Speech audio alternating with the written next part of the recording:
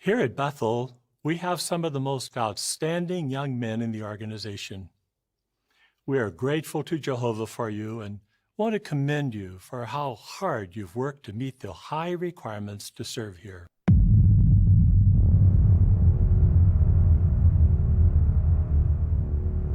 At a certain point, the smiling has to stop and the questions have to begin. Many witnesses have noted in recent years, since their broadcast debut appearance, a common thread is running through the upper management of Watchtower. Each member, depending on his position, has been found to be wearing some sort of signet ring on the right hand. This ring usually varies between the pinky finger and the right hand ring finger.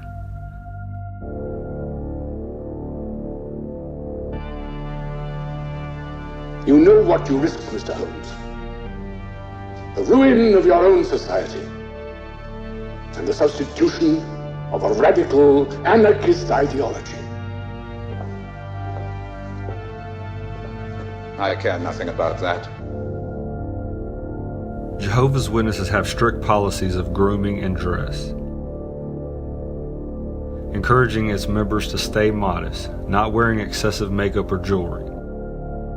However, Watchtower being a male-dominated religion, this council oddly enough is directed mostly towards women. What is modesty? Basically, it's an awareness of our limitations.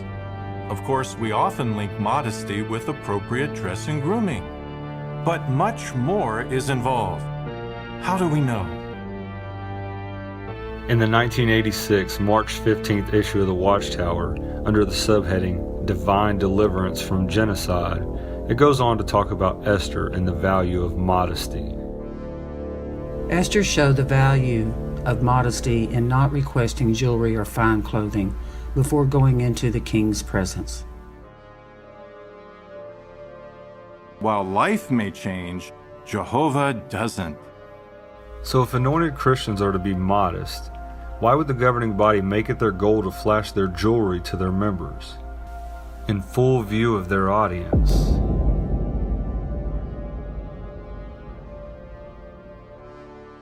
Perhaps a clue was given in the 72 Watchtower, January 15th, Questions from Readers, when it states, The Bible shows that some of God's servants in the past wore rings, even ones that had special meaning attached to them. Wearing a signet ring could indicate that one has received authority to act in behalf of the ruler who owned it. To act in behalf of the ruler who owned it.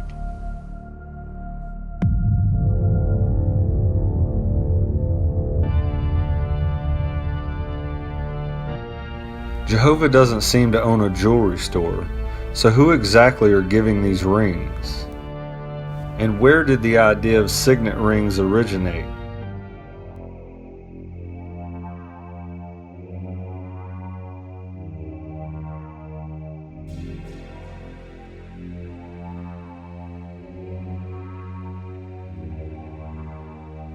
In the Catholic Church, the Pope wears what is referred to as a fisherman's ring.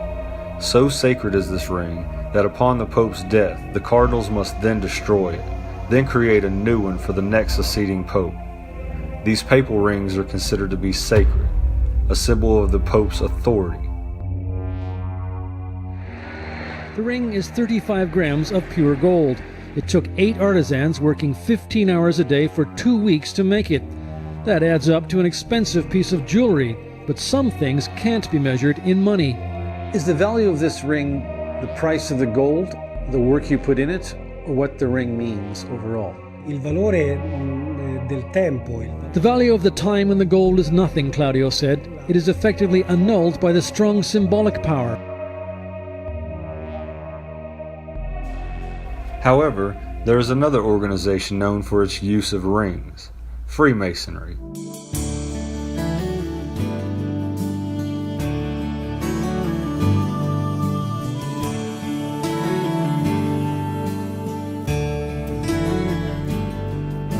He always shines a special light to everyone he meets. He loves to talk and shake the hands of everyone he greets. He's always optimistic, he'll give you anything. On his hand he proudly wears a ring. Freemasons often use rings to denote a person who has been initiated into the craft. In the Masonic Lodge of Education it states, There is no right or wrong finger in which to wear a Masonic signet ring. Most married men wear them on the opposite hand, from which they wear a wedding ring. Usually on the third finger, they are popularly worn on the little finger. It goes on to say that modern-day Freemasons wear their rings as a symbol of loyalty to their mission and their values. The ring of Freemasonry is the one way they recognize each other in public.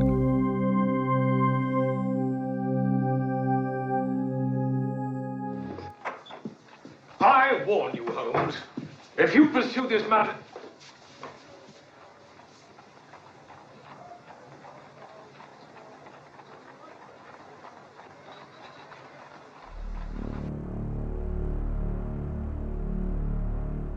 I'm sorry, you can buy into this conspiracy theory if you want to, but for me it just doesn't cut it. A similar example of an ex-Jehovah's Witness conspiracy theory can be found in the suggestion that governing body members wear Masonic rings. And this seems to stem from the JW Broadcasting videos. Here you see, for example, the very first JW Broadcasting video, which was uploaded in October 2014. So, what the... Forgive the sleight of hand, Sir Charles. In the pursuit of criminals, one learns their devices.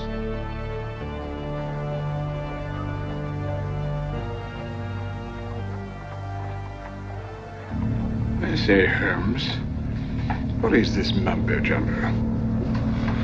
The handshake and the ring, Watson, are archaic rituals preserved by the 33rd degree members of the secret order of Freemasons.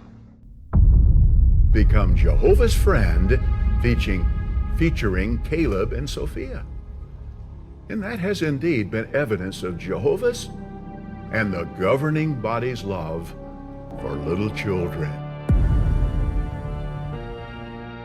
This ring comes in many different shapes and sizes, but the ring is only given to the initiate upon achieving the 3rd degree, Master Mason. There are some things that Jehovah God has not revealed to us. Things that we may be curious about. Things that we really don't know. However, not every Mason's mission is to be recognized in public. For this, they've devised a specialized ring, one that can be specifically identified with the craft itself. It's called the swivel ring.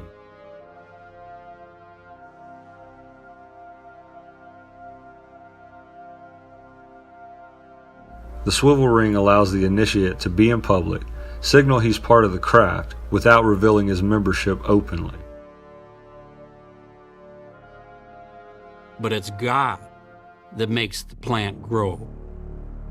However, the illustration of building or construction focuses on the builder's involvement or the Bible teacher's involvement. But inside is still filled with plunder and evil. Externals are important. I wear a Roman collar, I have a cross on, I wear a ring, so those symbols are important. But what's more important than all of the externals is our hearts.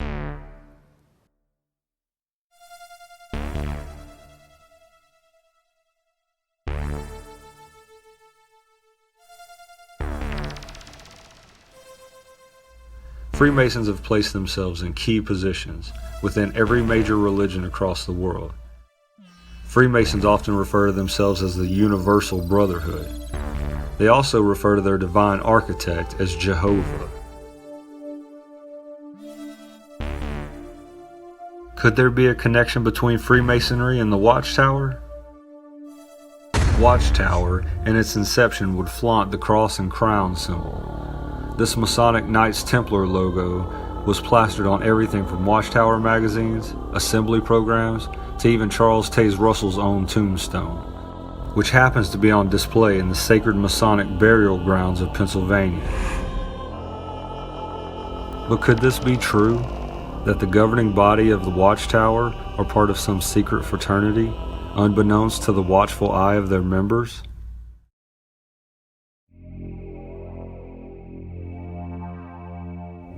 The Insight Book, Volume 2, page 812, under the subheading Signet Rings, it goes on to state that the signet ring of a ruler or official was a symbol of his authority. However, the most revealing part of the definition states, Rings of this kind were of gold, silver, or bronze, somewhere set with an engraved stone bearing the owner's name or symbol. Such rings were mounted in set fashion or were of the swivel or roller type.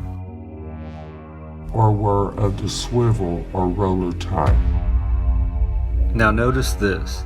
The Bible doesn't mention swivel rings per se, but yet Watchtower seems confident to give us this image. The image of important men in power wearing swivel rings. Within Freemasonry, there are many subdivisions called orders. However, because of the nature of sworn secrecy and the tight grip of control, often these become institutions of sex trafficking and even death. News 4's Jerika Duncan has more on the sentencing today of Michael Stebick. Prominent law clerk Michael Stebick left federal court in a hurry. Are you sorry for what you did? Oh, yes, absolutely. Stebick is sorry for getting caught up in a scandal, one that involved a prostitute and members of his fraternal organization, the Royal Orders of Jesters. In 2005, the Royal Order of Jesters, an elite branch of Freemasonry consisting of everyone from judges and lawyers to high-ranking public officials, are caught smuggling undocumented women and brought up on charges for sex trafficking. Inside the courtroom, Judge William Scretany called Stebick's actions irresponsible and illegal. He also noted earlier admission from Stebick that he's transported women to other jester events. You are probably the most obedient group of people this size that has ever entered Jersey City.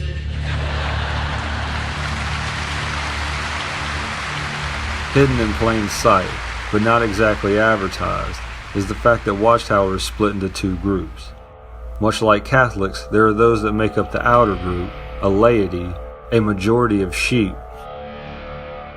Then there are those on the inside. These make up the inner group, also known as the Order. Jehovah will never force us to serve him, even though, of course, he has the power to do so. The Order. Even though I know I have the seniority, I have full knowledge of my seniority, will I get up and fight the attitude of entitlement? I know I have authority entrusted to me as the overseer. I am the overseer. I know that. I have full knowledge of that. Fine. Will I get up and roll my sleeves back and do the grunt work, or do I just find pleasure in giving orders? Those within the order must take a special oath or vow, a vow of obedience and poverty. Notice in this official document the term "the order" is in parentheses, making special reference that this is no part of the outside group. It continues. As an ordained minister wholly dedicated to Jehovah God, I hereby express my solemn desire to be recognized as a member of the worldwide order of special full-time servants of Jehovah's Witnesses. I vow as follows. Rule number 1, while a member of the order, to live the simple, non-materialistic lifestyle that has traditionally existed for members of the order. A vow to be modest, non-materialistic. But then look at rule number 6. Rule number 6, to turn over to the local organization of the order all income received from any work or personal efforts in excess of my necessary living expenses unless released from this vow by the order. Money was limited. Sometimes the car we had wasn't the most reliable, and it would break down right before the meeting. I remember when our car broke down. Initially, I thought, oh, we're not going to go to the meeting. Mom and Dad would say, well, the car broke down, there's a meeting tonight, so let's walk. Rule 6 specifies that any outside income is to be considered extra and must be immediately donated to the corporation. This is home to about 800 Jehovah's Witnesses. It's their new world headquarters that just opened here in Warwick last year. Now, all of the occupants are volunteers who live, eat, and work here. 25-year-old Ileana Markopoulos is a computer programmer here. She lives in this room and works in this office during the day, creating software that helps users around the world access their publications. I work here during the day, but most people work from 8 to 5 too. I can go out shopping on the weekend if I like. I can do what every normal person can. I just have the great opportunity to live and work so close to one another. I work here during the day, but most people work from 8 to 5 too. I can go out shopping on the weekend if I like. I can do what every normal person can. I just have the great opportunity to live and work so close to one another. The rank and file member dare not mention the double standard. Brooklyn was their home base for over 100 years, 60 of those years inside the iconic Watchtower building in Brooklyn Heights. Besides the fraternal signet rings, the governing body at its own pleasure enjoys a millionaire lifestyle. Expensive watches, a lavish compound, an exuberant amount of costly alcohol. You can't go wrong with it. My wife really likes that.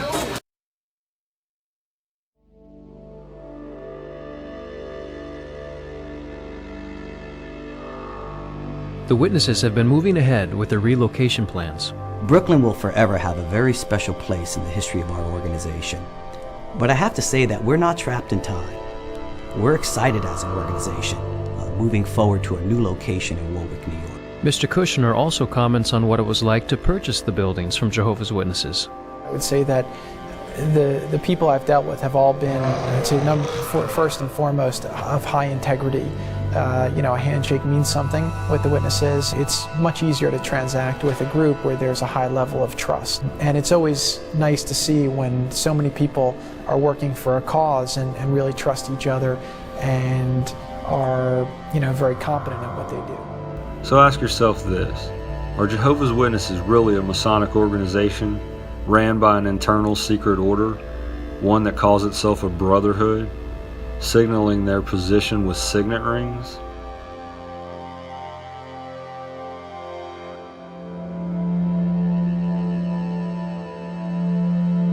If you want to learn about it, know about it, and enjoy it, then you have to live in every room. Scottish Rite is a big, beautiful room in there. Mark McGee is a 7th degree black belt in karate, is president of the Brunswick Bank, the director of the works for his valley, and is also a preacher at the Community of Christ Church. God's generosity calls people to worship. There's so much talk about the differences between Masonry and religion.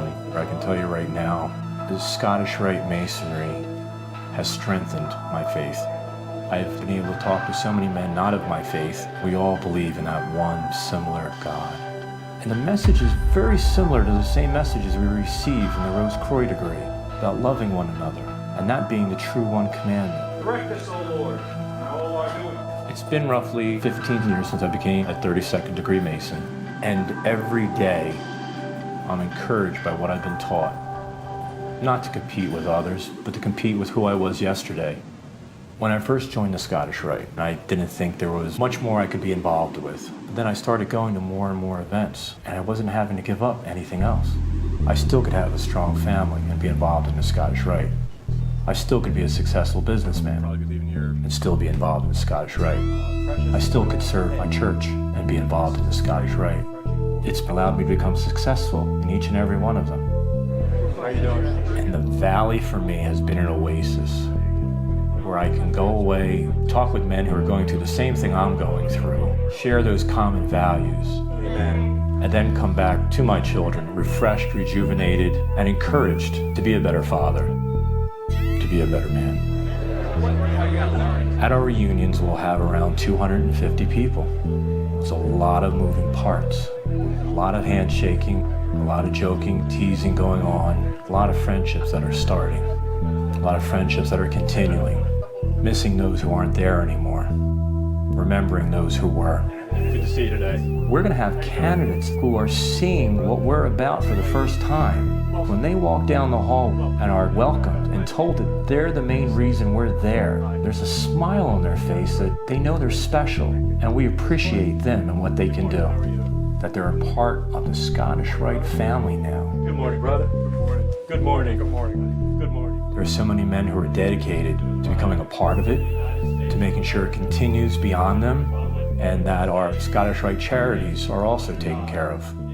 With all that dedication and focus, nowhere to go but up and beyond. The key that opens the door to the joys and rewards of Scottish Rite Freemasonry is the same for these Masons as it is for every man who commits to taking this journey. The core values that lie at the heart of our experience as brothers in the ancient accepted Scottish Rite.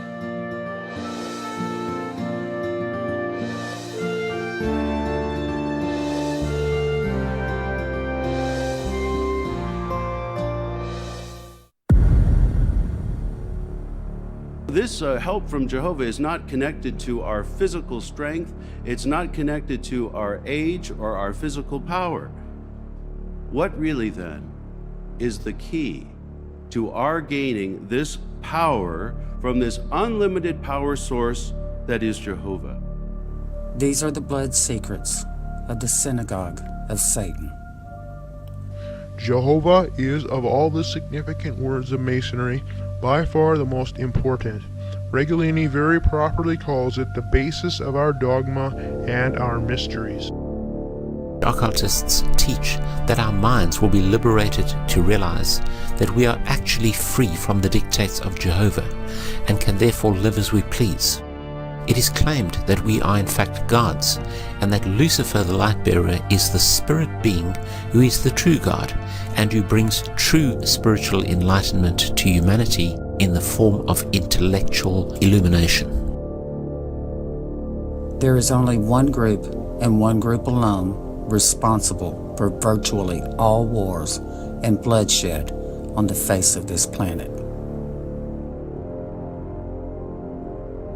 This evil cabal is few in numbers, but likely a deadly octopus. The initiates of every secret society and internationalist organization, from the Council on Foreign Relations, the Jesuits, the Bilderbergers, to the Order of Skull and Bones, obey the dictates of the sinister group and tremble when standing before its leaders.